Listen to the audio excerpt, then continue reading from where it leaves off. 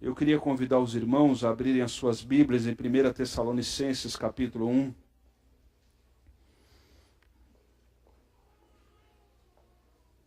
Primeira Tessalonicenses, capítulo 1. Versos 2 ao verso 10.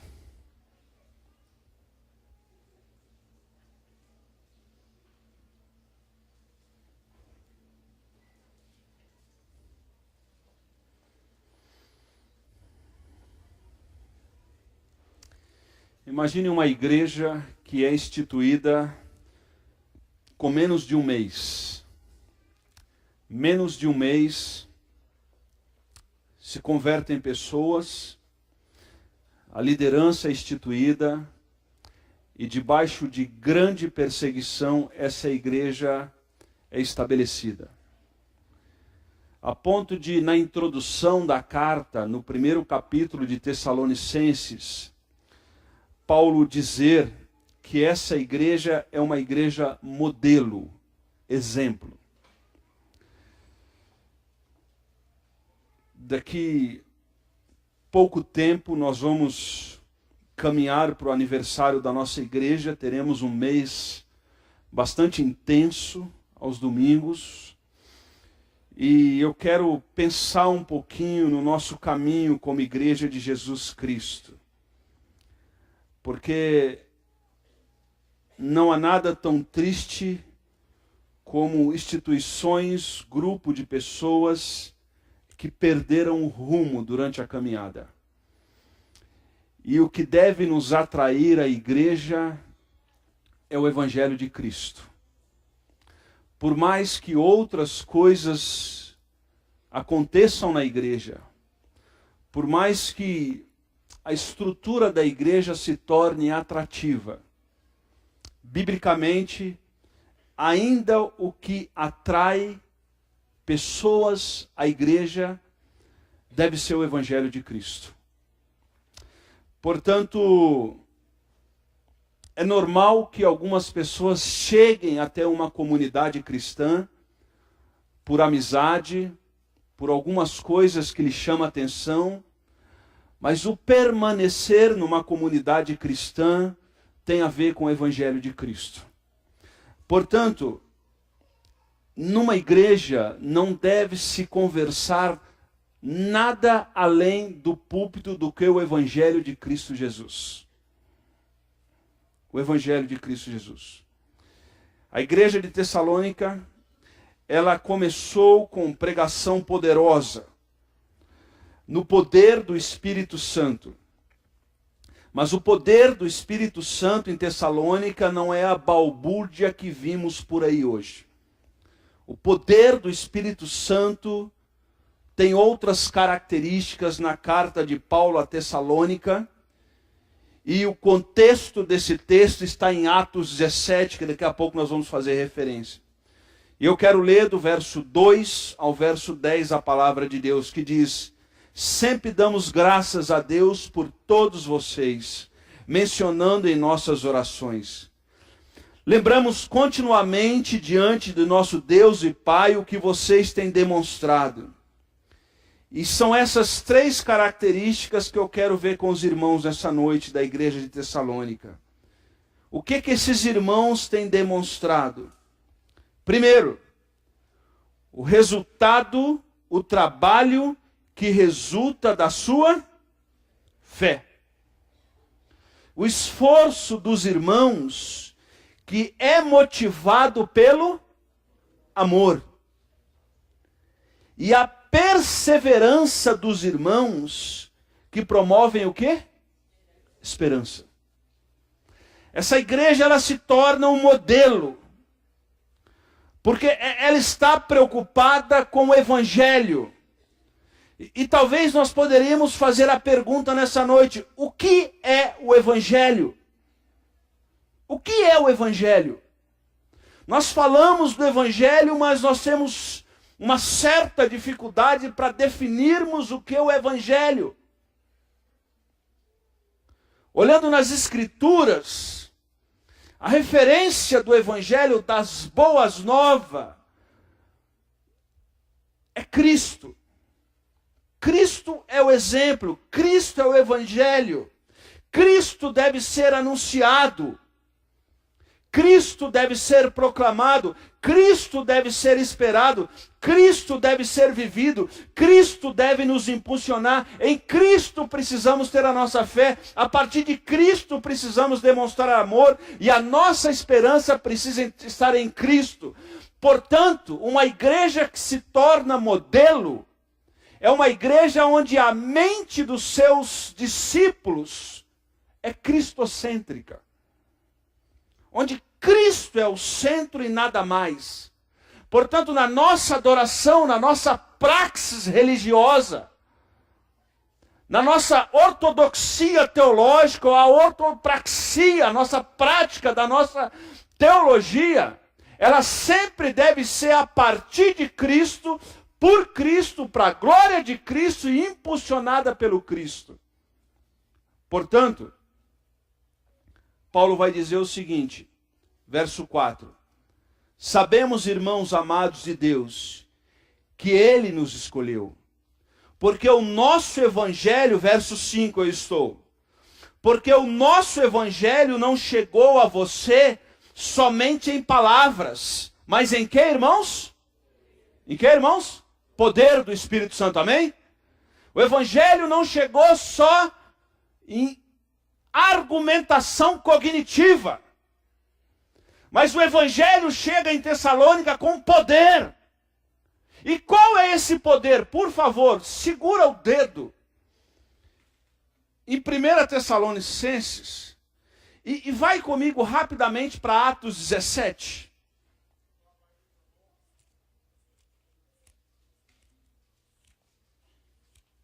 Ou clica em Atos 17. Mas só em Atos 17, não vai para outra coisa. Atos 17 diz o seguinte: tendo passado por Anfípolis e Apolônia, chegaram a Tessalônica, onde havia uma sinagoga judaica. Aqui é Paulo e Silas, na segunda viagem missionária. Segundo o seu costume, Paulo foi à sinagoga. Por que Paulo foi à sinagoga se ele era apóstolo entre os gentios? Porque na sinagoga se reuniam os judeus pelo sábado, pela manhã. E Paulo sabia que ali ia ter uma concentração de judeu. Então ele iria ali para evangelizar os seus conterrâneos. E por estratégia evangelística, ele ia na sinagoga no sábado pela manhã. Então Paulo vai na sinagoga e olhe só o que a palavra diz. Por 3 sábados discutiam com eles com base nas escrituras, explicando e provando que o quê? O evangelho. E o que é o evangelho? Cristo. Estão entendendo, irmãos? O que é o evangelho? Cristo. Cristo. Cristo é o evangelho.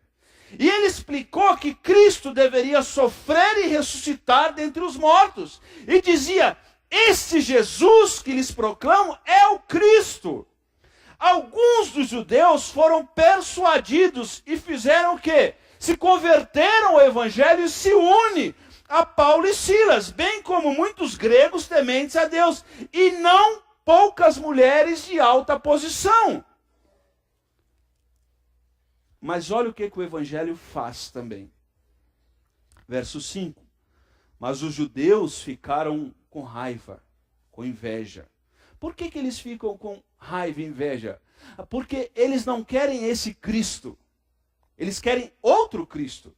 Eles queriam um Cristo que lhes desse autonomia do jugo do Império Romano. Eles queriam um Cristo libertador político. E para frustrá-los, Cristo não veio como libertador político. Cristo não veio tirar o jugo do Império Romano. E eles não aceitavam Cristo como Messias. Por isso eles ficam com raiva, inveja. Porque eles percebem que a proclamação do evangelho começa a ser difundida. E por 3 sábados, Paulo esvazia a sinagoga e começa uma igreja em Tessalônica. E o texto continua e diz o seguinte, verso 5. Mas os judeus ficaram com inveja, reuniram alguns homens perversos dentre os desocupados. Percebe as 2 expressões? Perverso e... Há muito tempo tem gente desocupada e perversa filiada a partido político. Está na Bíblia. Eles são do partido lá dos fariseus, dos herodianos, dos saduceus. E eles estão causando tumulto, não sei se subsidiado pelo Estado. Qualquer semelhança é mera coincidência. E aí sabe o que eles fazem? Olha o verso 5, o que diz? Invadiram a casa de Jason.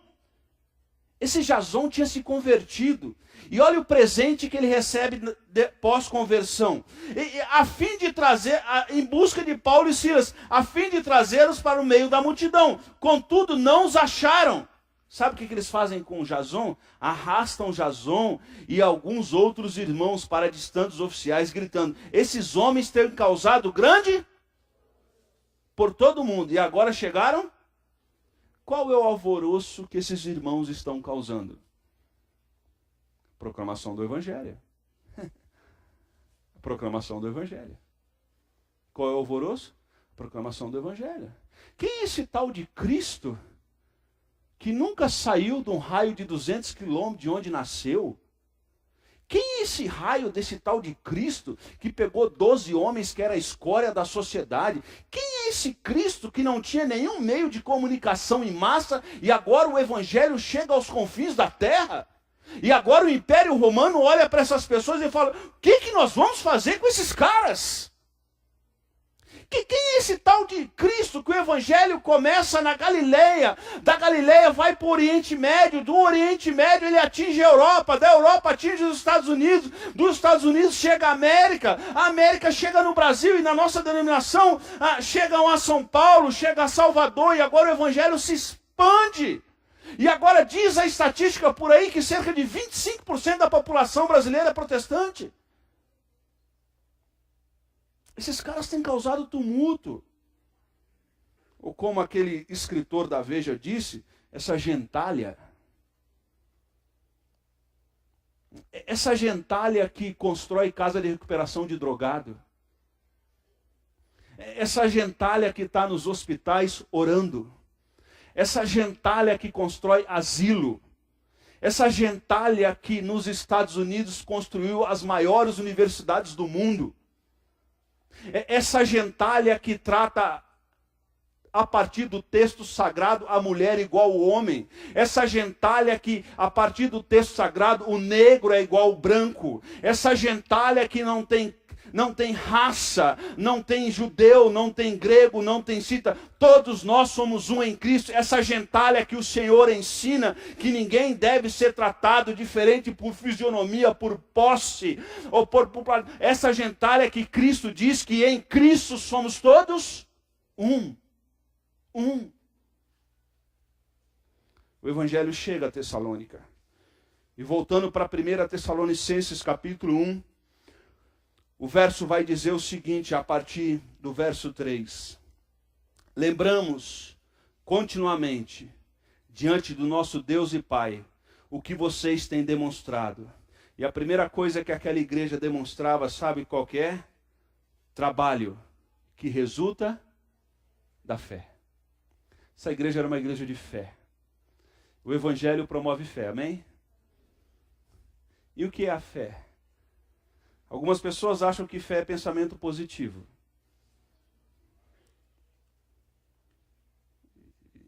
E pensamento positivo é bom, menos para alguns exames que a gente faz. É bom. Todo dia cedo eu levanto e falo, é hoje que eu fico rico. Até hoje não fiquei. Mas levanto todo dia animado. Alguns dizem que Deus ajuda quem cedo. Conheço um monte de gente que acorda de madrugada a vida inteira e está pobre até hoje. O que é a fé? Vamos para o Evangelho, vamos descobrir o que é a fé. Hebreus capítulo 11. Hebreus capítulo 11, versículo 1.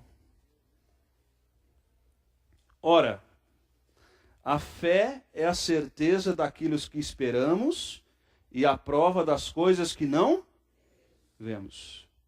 O que é a fé?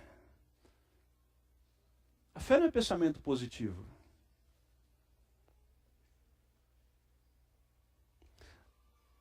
Por que nós precisamos de fé? Primeiro, porque nós não temos todas as respostas. Olhe para mim e preste atenção. A palavra de Deus nunca se preocupou em oferecer todas as respostas. Algumas pessoas dizem assim, eu que estou pregando aqui, eu tinha tudo para ser ateu. Tudo. Por que eu não sou ateu? Porque ser cristão exige menos fé do que ser ateu.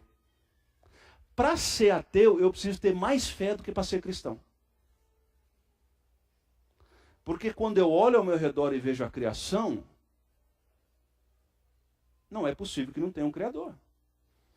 Eu vou dar uma ilustração extremamente lógica e racional. Nós temos algumas boleiras aqui na igreja. Boleira. Faz bolo. Como é que joga bola? Boleira. Temos alguns craques aqui na igreja também. Você é um deles. Imagina um bolo de chocolate com cobertura, com aquelas camadas de chocolate ralado, castanha e por aí vai, aquelas coisas todas deliciosas. E imagine que a nossa rua em frente ainda é 2 mãos. De repente vem um caminhão de Santa Branca para cá com farinha de trigo, barra de chocolate, ovos, liquidificador e todos os ingredientes que eu não vou falar porque eu não sei. De repente esse caminhão chega ali na esquina e ele capota. Pá! E ele vem capotando. E ele vem capotando. E de repente quando ele chega na porta da igreja a tampa abre. E quando a tampa abriu, veio rolando até a nossa porta aqui um bolo pronto. É lógico o que eu estou dizendo? É lógico. Por que não é lógico? Por que a gente acredita então que o caos deu origem à ordem? Por quê?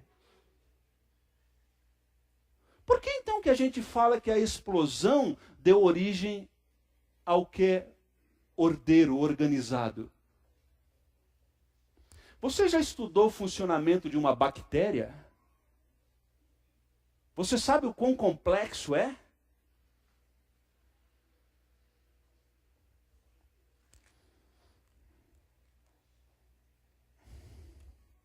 A fé é a certeza daquilo que esperamos. E a prova das coisas que não. Então nessa noite eu gostaria de te decepcionar. Prova que Deus existe.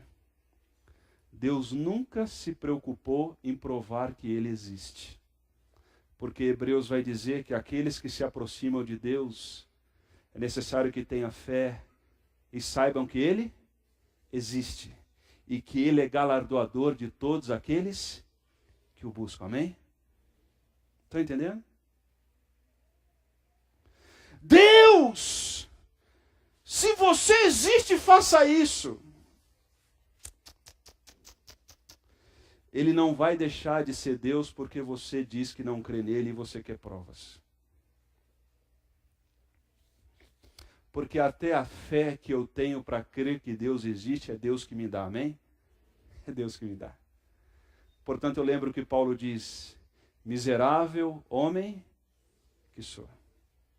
Quem não se quebranta, não é capaz de se aproximar de Deus. Quem não tem o coração quebrantado não consegue adorar a Deus, não consegue entender o Evangelho, não consegue seguir a Cristo. Por isso há muita gente dentro da igreja acostumado com ritos religiosos, mas não conhecem Jesus como seu Salvador. O que é a fé? Eu preciso de fé porque eu não tenho todas as respostas. E quando eu não tenho todas as respostas, o meu coração aperta. E quando o meu coração aperta, eu não preciso me revoltar. Sabe por quê? Porque eu descanso no Senhor. E eu descanso num Deus que tem credibilidade. Sabe por quê? Porque Ele cuidou de mim ontem.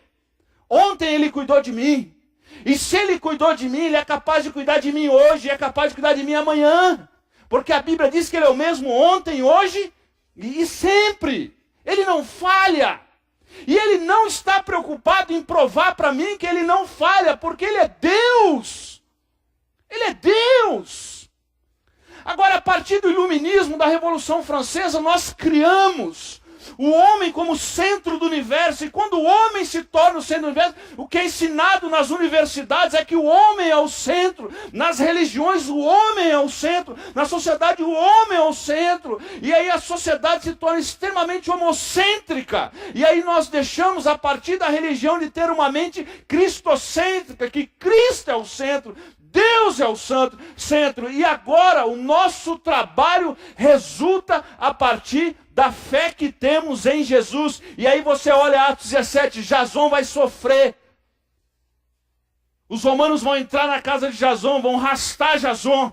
E Jason continua proclamando o evangelho de Cristo Jesus. Sabe por quê? Porque um dia ele teve um encontro com Cristo. E nós corremos o risco de sabermos músicas decoradas, sabermos orar bonito, sermos dizimistas, vestir como crente, ir na igreja, trabalhar em ministérios, servir na igreja anos a fio e não termos um relacionamento com o evangelho de Cristo Jesus e uma transformação verdadeira.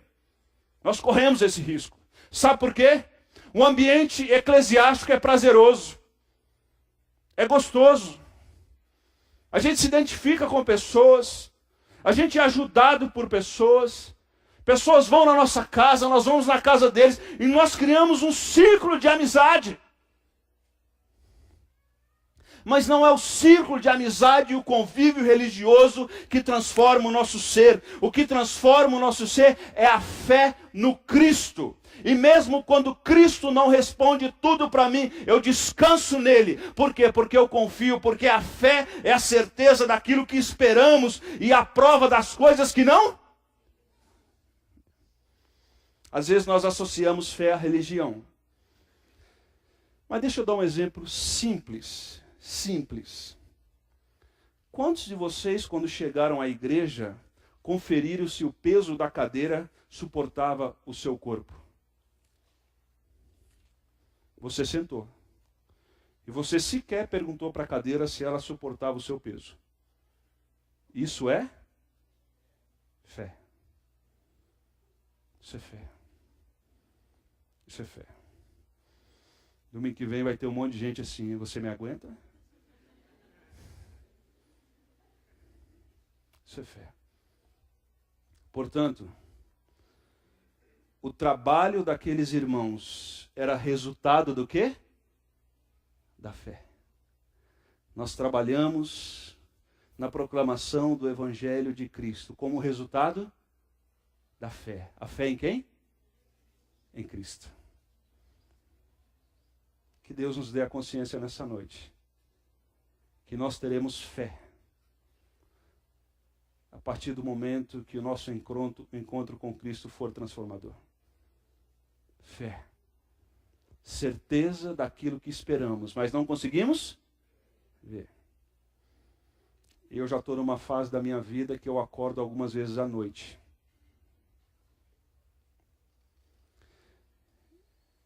E eu acordo e dormindo eu vou em direção ao banheiro. Eu ainda não estou na fase de ir na cozinha.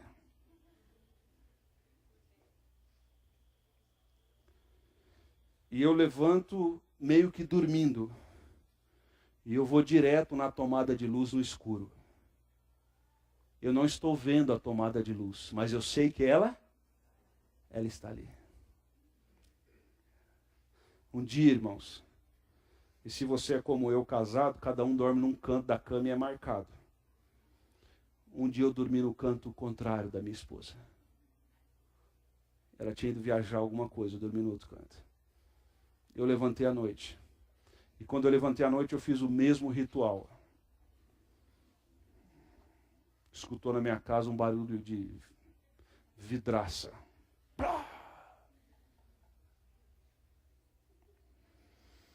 A fé que temos em Cristo Jesus nos condiciona sempre para a mesma direção, amém? Sempre para a mesma direção, sempre para a mesma direção. Sempre. E qual é a direção? Cristo. Cristo. Cristo. Amém, queridos? Que a nossa fé nos leve para Cristo. Que o nosso trabalho como resultado da nossa fé nos leve para Cristo. E sempre Cristo deve ser a razão da nossa fé. E às vezes nós vamos levantar de manhã e às vezes não vai dar nada certo no dia. Acontece com você isso? Parece que não dá nada certo. Tem dia que a gente levanta e a gente se arrepende de ter levantado, que era melhor ficar dormindo o dia inteiro, que o dia seria de menos prejuízo. Parece que nada dá certo. Mas mesmo nesses dias, nós podemos continuar servindo a Cristo pela fé. E é isso que essa igreja de Tessalônica fez. A fé deles não estava numa estrutura religiosa, não estava numa filosofia humanista, não estava num líder religioso, não estava numa literatura gospel, não estava num cantor gospel. A fé deles estava em Cristo Jesus. Segunda característica dessa igreja. Diz o trabalho que resulta da fé. E a segunda expressão que ele usa é o esforço motivado. O quê? O esforço motivado pelo amor. Essa igreja, ela tinha um esforço. Mas o esforço não era um rito de obrigação. O esforço era alguma coisa que eles... E a ideia do esforço aqui, a expressão grega é desgaste físico. Eles tinham, olha Atos 17, você vai ver o desgaste físico que eles tiveram na implantação do Evangelho de Cristo Jesus naquela igreja. Esse desgaste físico deles era um esforço que era motivado não pela... Deixa eu trocar a palavra aqui com todo respeito. Não era um esforço motivado por obrigação ou por aplauso. Eu vou fazer porque fulano vai ver, ele vai bater palma para mim. Não, não. A Bíblia diz que era um esforço motivado pelo amor. E a religião de Cristo é a religião do amor. Eu preciso me corrigir constantemente nisso. Porque constantemente eu penso que algumas pessoas não merecem receber o que merecem. E a pergunta que eu sempre tenho que fazer para mim é que se nós fôssemos receber o que nós merecíamos, nós estávamos perdidos. Nós estávamos perdidos. Fulano não merece ser ajudado. Quem merece ser ajudado? Quem? O esforço motivado pelo amor. A religião de Cristo é a religião do amor. Olha o que fala Atos, por favor, se você puder folhear a sua Bíblia em Atos, só para que eu possa fazer uma citação, Atos capítulo 4, Pedro e João na porta do templo.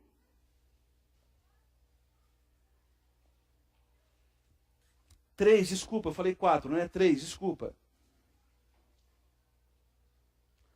Atos capítulo 3 diz, certo dia, Pedro e João estavam subindo ao templo na hora da oração, às 3 da tarde. Estava sendo levado para a porta do templo, chamado Formosa, um aleijado de nascença, que ali era colocado todos os dias para pedir esmolas. Ao que entrava no templo, vendo Pedro e João iam entrar no pátio do templo, pediu esmola.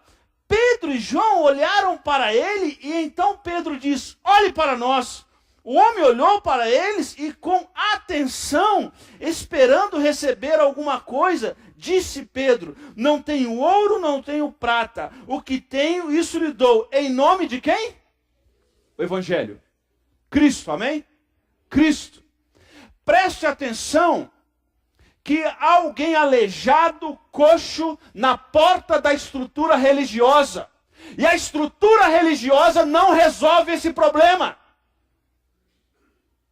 Muito pelo contrário, as grandes estruturas religiosas tiram dinheiro dessas pessoas. As estruturas religiosas do nosso país arrancam dinheiro do povo. Desde o templo de Formosa, em Atos capítulo 3, esse homem está coxo na porta do templo e o problema dele não é resolvido. Os grandes sacerdotes, os grandes religiosos estão no templo com as suas roupas bonitas, com seus discursos lindos, mas que não transformam a vida. Sabe por quê? Não é o evangelho de Cristo Jesus. E esse homem está há muito tempo, esse homem é aleijado de nascença. E Pedro e João passam e diz: não tenho ouro, não tenho prata. Percebe a guerra de deuses, Mamon e Cristo. Eu não tenho posses. E não tinha mesmo. Mas eu tenho uma coisa que pode transformar a sua vida e que não encanta a humanidade. Sabe o que Pedro diz? Olha o verso 6. Disse Pedro: não tenho ouro, não tenho prata, mas o que tenho, isso lhe dou. Em nome de Jesus Nazareno, faça o quê? Anda. Em nome daquele que é o evangelho, ande. Segurando, verso 7, segurando pela mão direita, ajudou a levantar-se. E ele fez o quê? Imediatamente os pés e os tornozelos desse homem ficaram. E sabe o que ele fez, irmão, no verso 8? Ele deu um pulo. Ele deu um pulo. Um dia desse eu vi um vídeo na internet de uma criança que ouviu pela primeira vez. A criança que ouviu pela primeira vez. A alegria dela. O susto dela. Esse homem era aleijado de nascença. E a religião não resolveu o problema dele. Mas o Cristo resolveu. Amém? Em nome de Jesus. Levanta e anda. É engraçado que o Evangelho não exige pagamento. O Evangelho não exige martírio. O Evangelho exige fé. Porque é uma religião baseada no amor. E aí Paulo vai nos ensinar na igreja de Tessalônica que o esforço desses irmãos não era motivado pela competição, mas pelo amor. Vou falar algo muito perigoso para os irmãos. Muito perigoso. É perigoso falar isso. Mas deixa eu te dizer uma coisa. Aqui, nessa igreja, você não é obrigado a nada. Se alguém falar assim para você, você é obrigado a isso, não vem da liderança. Porque aqui você não é obrigado a nada. Aqui você deve fazer as coisas por amor. Amém? Estão entendendo? Amém? Por amor. Por que eu sirvo a Deus por amor? Porque o amor de Cristo nos constrange. Por que eu canto? Por amor. Por que eu leio a palavra? Por amor. Por que eu faço o que eu faço? Por? A religião diz assim: você tem que fazer. E se você não fizer, você vai ver o que Deus vai fazer com você. Deus vai acabar com a tua raça. Presta atenção, quem acaba com a nossa raça não é Deus, é o capeta. Capeta não, lapeta. Porque cada dá azar. Porque você tem que fazer isso. Irmãos, vamos ficar de pé e vamos cantar animado para Jesus. Você não tem que ter macaco de auditório.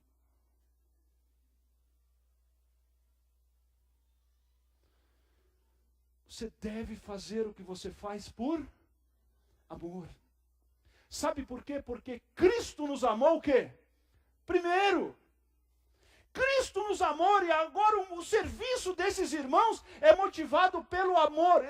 Nós temos muitas crianças na igreja, e graças a Deus por isso, e eu louvo a Deus por isso, e eu gostaria que tivesse muito mais criança na igreja, desde que nasce, não em casa. Uma bênção às crianças. Mas faz sentido, por exemplo, uma mãe levantar de madrugada com o filho chorando de fome, olhar para o filho e falar assim, já dei mamar essa noite, não vou dar de novo. Se quiser, levanta e pega. Faz sentido? Não faz sentido. Uma mãe cansada, exausta, com dor, ela levanta à noite, ela prepara a mamadeira, ela amamenta e ainda fica preocupada se arrotou ou não. Ela fica preocupada. Algumas pessoas podem achar que isso era obrigação, mas isso não é obrigação, ela faz por amor. Estão entendendo? O que deve nos motivar, o que deve motivar pessoas a tocarem na igreja, a pregarem na igreja, a limpar o chão, a cuidar de crianças, a abençoar os outros, a abrir a sua casa, a servir os irmãos, é o amor. Porque se o amor não for a nossa locomotiva, nós estamos sendo simplesmente religiosos domingueiros. E não está resolvendo nada em nossas vidas. Porque Deus amou o mundo de tal maneira que deu. A religião do Cristo é a religião do amor. Cristo nos amou. E se Cristo nos amou, agora nós olhamos para o outro no mundo como o nosso, onde não existe amor. O mundo nosso existe paixão. Existe desejo de usar o seu corpo como matéria-prima da minha felicidade.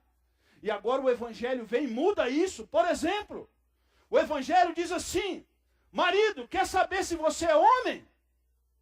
Sabe qual é a maior prova da sua masculinidade na Bíblia? Vê se tu é homem, macho mesmo. Sabe qual é a maior prova da tua masculinidade na Bíblia? Morrer para a tua esposa.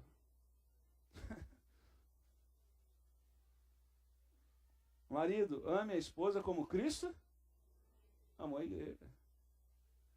Pastor, eu me mato pela minha mulher. Beleza, está na Bíblia, é isso aí. É isso aí. Sabe qual a maior prova da sua feminilidade? Não é os teus cabelos, não é o teu corpo, não é a sua sagacidade. Mulheres, completem o teu marido. Entendam a missão de Deus para o teu marido e coopera com isso. Você quer ver filhos cheios do Espírito Santo? Filhos, honrem os seus pais. E não é só na adolescência. É em toda a vida. E mesmo depois que os nossos pais morreram, nós podemos desonrá-los. Portanto, a motivação do nosso trabalho no Evangelho de Cristo deve ser o amor, amém? Nós não podemos fazer nada por competição. Nós não podemos fazer nada para aparecer. Lembra daquela igreja que estava fazendo aniversário?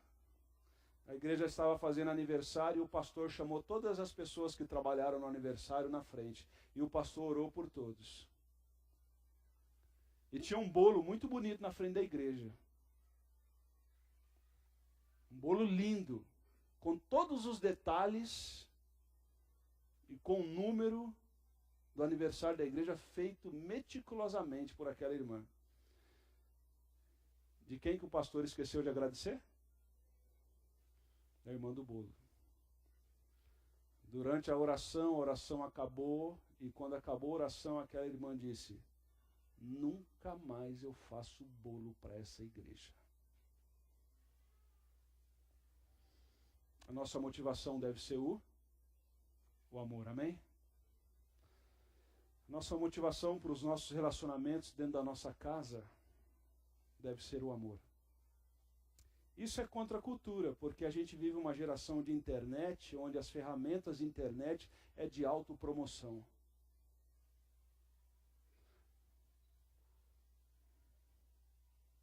A minha família é feliz, a sua não é. E a gente ainda faz uns negócios ridículos. Faz biquinho e sem sair na foto arrebita o traseiro ainda.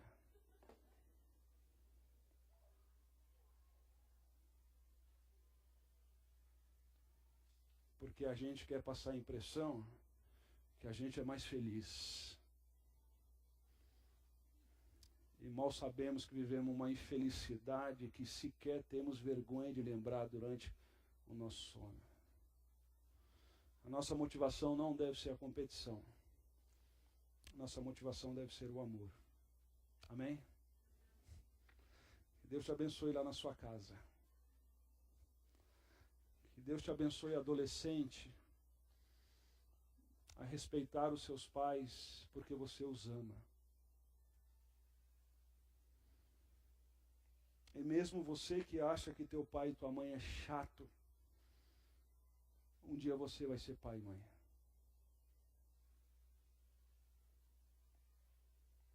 Que a motivação para permanecermos casados não seja o vigor físico de usar o corpo do outro, mas que seja o amor. Mas que seja o amor. Sabe por quê? Olhe para mim e preste atenção. Um dia, o vigor físico acabará. E o que vai permanecer é o amor, é o compromisso. E Cristo nos amou não porque a gente tinha algo para oferecer, mas Ele escolheu nos amar.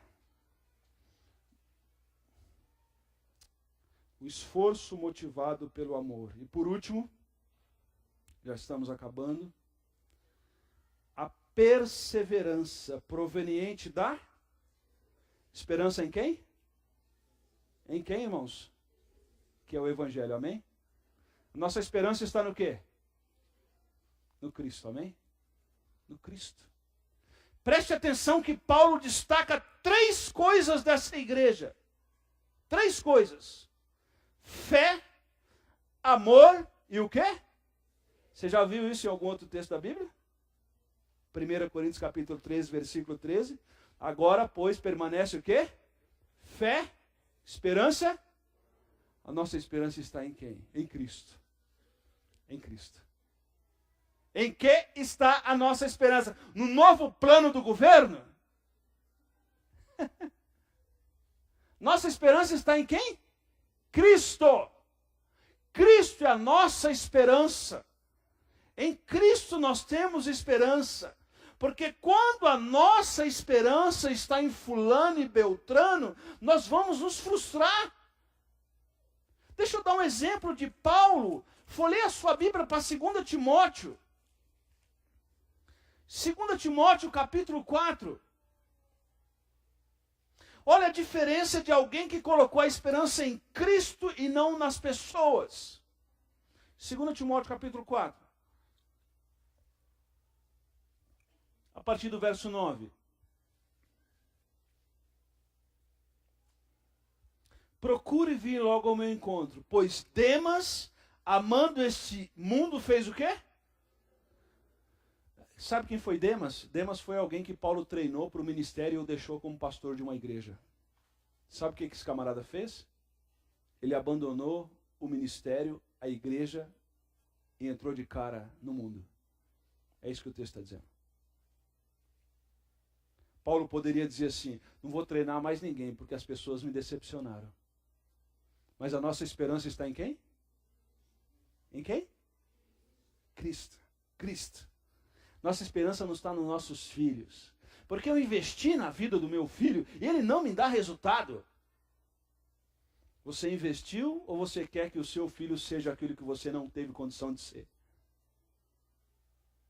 Você investiu ou você projeta as suas frustrações na vida dos seus filhos?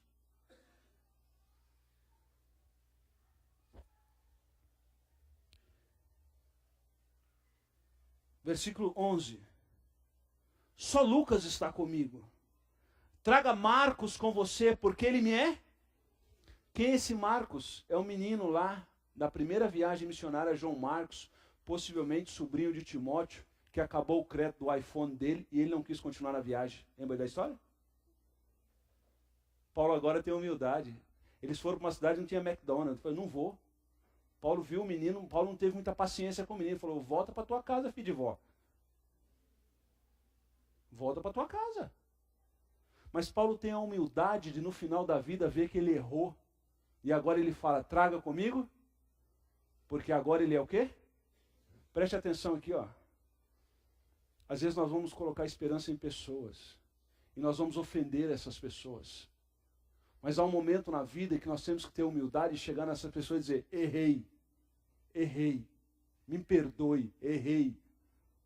A minha esperança deveria estar em Cristo. Eu coloquei em você. Eu errei com você.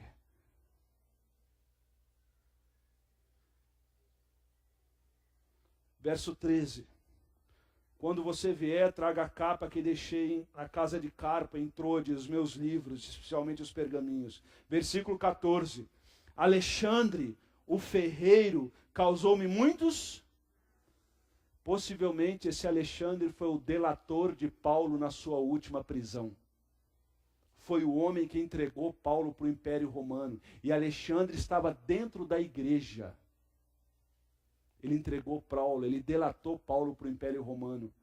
E Paulo diz assim, Alexandre, o ferreiro, não confunda, o ferreiro, ele me causou muitos males, mas olha o que é um homem maduro que coloca a sua esperança no Senhor. Ele diz, o Senhor lhe dará, quem que vai dar?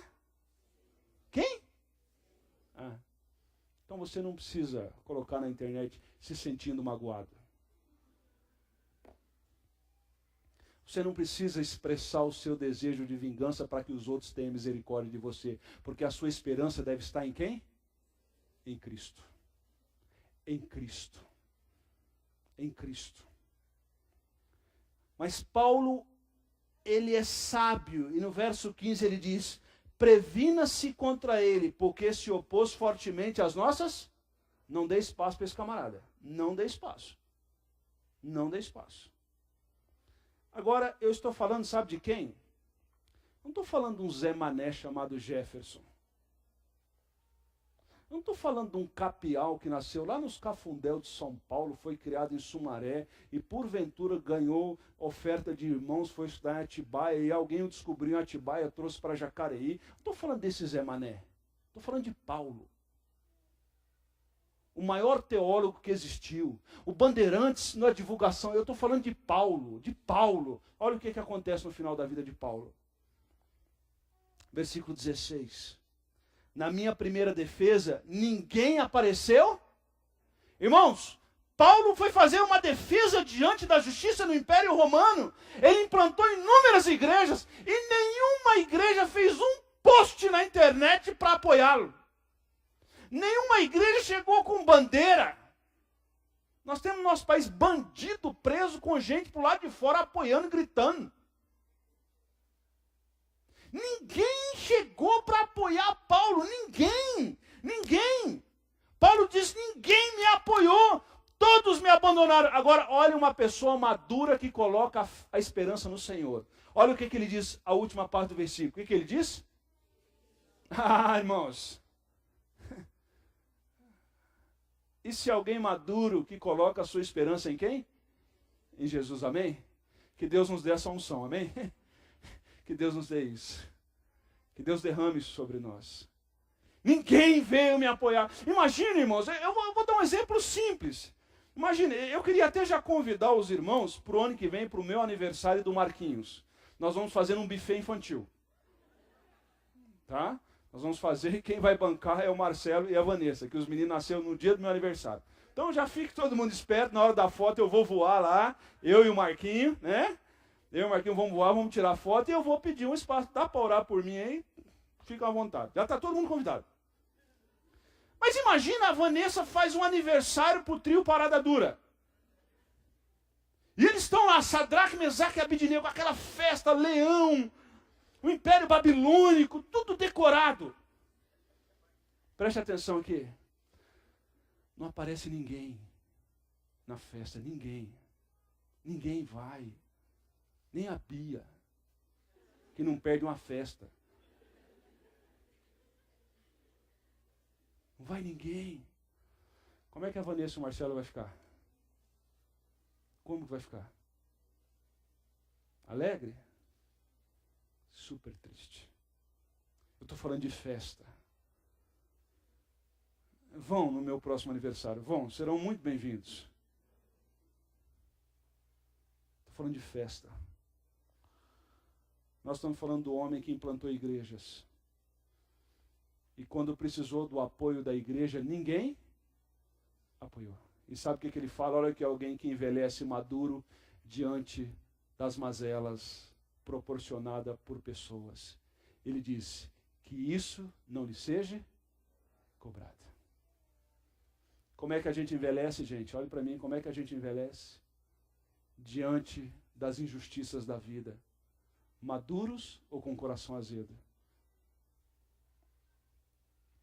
Verso 17. Olha o que é um homem maduro que envelhece maduro e sabendo lidar com as adversidades. Mas o Senhor permaneceu, amém? O Senhor permaneceu ao meu lado e me deu forças para que por mim a mensagem fosse proclamada. Irmãos, esse cara está para ser morto. Esse cara está para ser morto. E na fileira da morte, sabe o que ele diz? Que o Senhor me deu força para que a mensagem continuasse a ser proclamada aos gentios. Eu fui liberto da boca do leão, ele diz. Verso 18. O Senhor me livrará de toda obra maligna e me levará a salvo para o reino. Então a gente pode ouvir soldados romanos com aquele molho de chave, balançando naquele corredor escuro, úmido das prisões romanas. E o soldado vem andando. E de repente há uma vala úmida, salobre. E lá embaixo está um prisioneiro chamado Saulo de Tarso. E o soldado com uma tocha na mão e um pergaminho na outra lê e diz: soldado Saulo, prisioneiro Saulo de Tarso. E Saulo diz: estou aqui. E ele abre aquele fosso. E aquele cheiro ruim sobe, porque ali era o banheiro dos prisioneiros. Ali ficava o resto de pão que era jogado. Ali naquele buraco úmido. E o prisioneiro Saulo se levanta e olha para o soldado puxa Saulo e leva Saulo rumo até a sua cabeça decepada. E no corredor da morte, o soldado romano vira para Saulo e diz: Saulo, você tem algum último desejo? Saulo diz: sim. E o soldado diz: qual o seu último desejo? Eu quero ter uma fala. E o soldado diz: pode ter a fala antes de colocar a sua cabeça para ser decepada. Sabe qual é a fala desse homem que tem a esperança no Senhor? Ele diz no verso 18: a Ele seja a glória para todo sempre. A Ele seja a glória para todo sempre. No rumo da morte, para ser decepado, esse homem na prática mostra que a esperança dele está em quem? Em Cristo. Que o nosso trabalho possa ser motivado pela fé em Cristo, como resultado da nossa fé, que o nosso esforço no avanço do Evangelho, aonde for, possa ser motivado pelo amor em Cristo Jesus. E a nossa perseverança possa ser proveniente da esperança que temos em Cristo Jesus. Essa era a igreja de Tessalônica. Uma igreja que a sua fé resultava em trabalho. E que tudo o que eles faziam era motivados pelo amor. E a esperança deles estava em Cristo Jesus. Que Deus nos dê isso também. Que Deus nos dê isso. É por isso que Paulo diz o seguinte: vocês se tornaram para nós modelo. Modelo. Sabe por quê? Porque exala nos poros de vocês fé, esperança e amor. E que é o Evangelho? Cristo. Cristo. É Cristo em nós, a esperança da glória. Que Deus nos abençoe. Que Deus derrame misericórdia sobre nós. E que no nosso coração tenha fé, esperança e amor no Cristo. Vamos abaixar nossas cabeças, vamos orar e vamos clamar por misericórdia que vem do alto.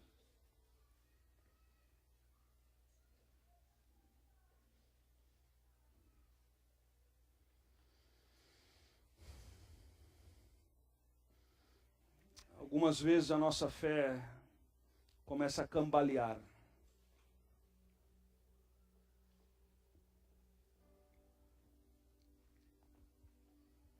Mas a fé que Cristo nos dá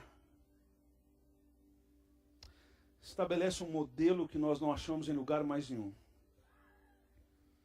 Talvez nessa noite nós podemos orar ao Senhor, nesse momento de confissão, e dizer: Senhor, aumenta a minha fé no Senhor, para que eu continue servindo ao Senhor pela fé. Talvez nessa noite você está passando uma situação muito difícil no seu casamento. E você precisa que Deus derrame fé sobre você. Peça para Deus: Senhor, derrame a convicção daquilo que eu não vejo, mas eu sei que o Senhor pode derramar. Talvez você está passando uma luta que você não consegue ver o fim desse negócio. Mas o Senhor pode derramar graça sobre você nessa noite.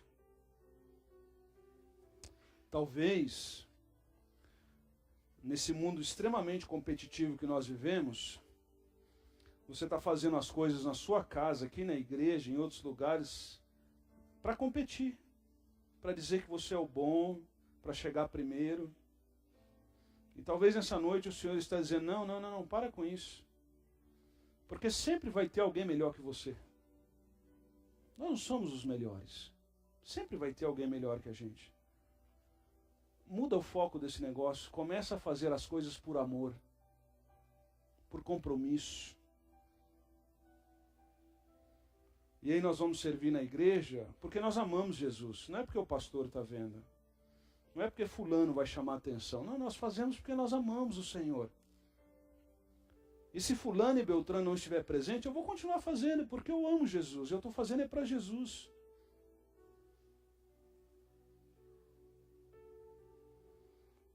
Mas numa época, na nossa cultura de tanta falta de esperança, nessa noite nós também queremos dizer para o Senhor que a nossa esperança está nele.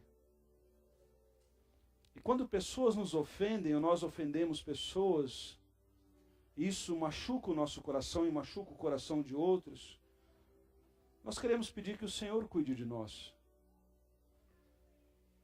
Porque uma coisa nós temos certeza: nós vamos ser magoados e magoaremos outros. E aí nos nossos relacionamentos, nós precisamos dizer assim: Senhor, a minha esperança está no Senhor.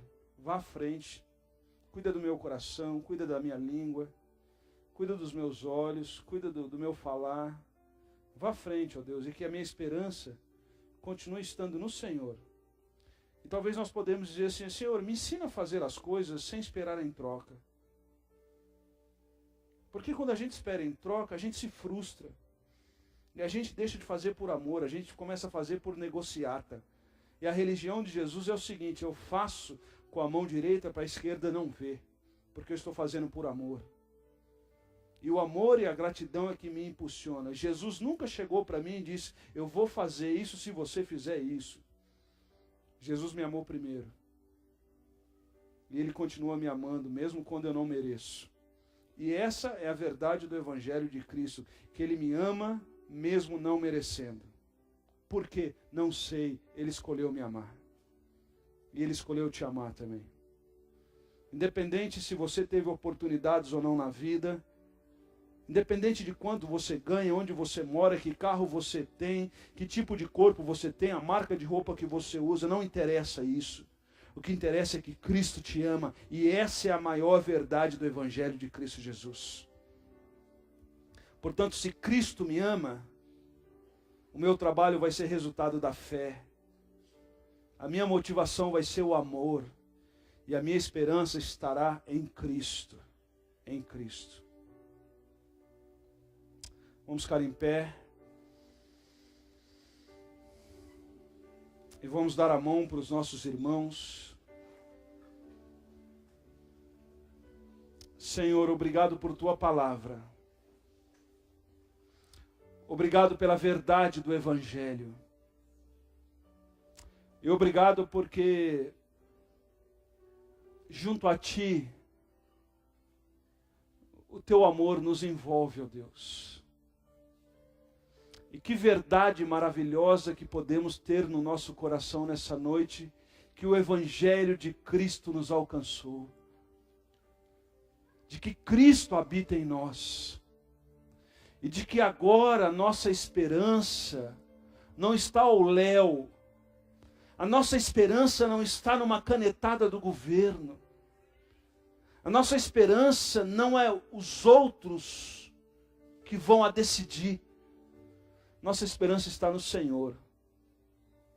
E mesmo quando o Império Romano se levanta, o Senhor permanece ao nosso lado. Obrigado por tuas verdades. Nos ajude a nos relacionar na nossa casa com fé, esperança e amor. Nos ajude a nos relacionar no ambiente de trabalho, na igreja, aonde o Senhor nos levar, com fé, esperança e amor.